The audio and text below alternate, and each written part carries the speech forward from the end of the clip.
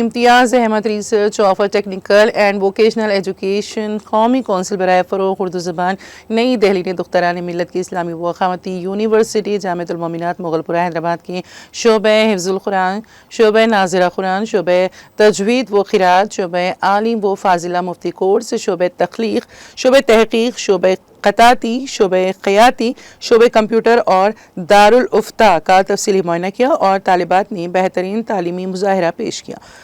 بعد از معائنہ جلسے سے خطاب کرتے ہوئے انہوں نے کہا ہے کہ جامعۃ المومنات کے تمام جماعتوں کا میں نے تفصیلی معائنہ کیا ہوں اور طالبات کی تعلیمی حالات کا مشاہدہ کیا۔ طالبات محنت و لگن سے تعلیم حاصل کر رہے ہیں، ارباب جامعۃ المومنات قابل مبارکباد ہیں۔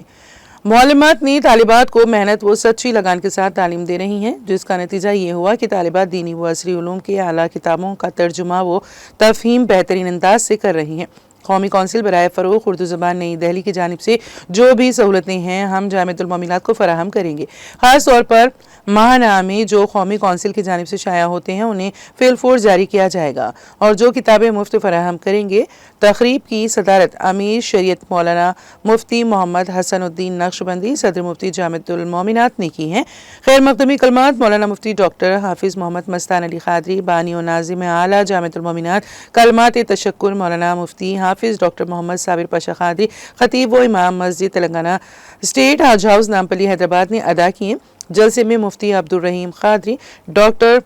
منقیہ حافظہ رضوانہ زرین پرنسپل و شیخ الحدیث جامعۃ المومنات، ڈاکٹر مفتیہ ناظمہ عزیز، ڈاکٹر مفتیہ تہمینہ تحسین، ڈاکٹر مفتیہ سیدہ عاتقہ طیبہ، ڈاکٹر مفتیہ نسرین افتخار، ڈاکٹر مفتیہ سیدہ عشرت بیگم، ڈاکٹر مفتیہ عائشہ سمیہ، ڈاکٹر مفتیہ صدیقہ فاطمہ وغیرہ شامل رہے۔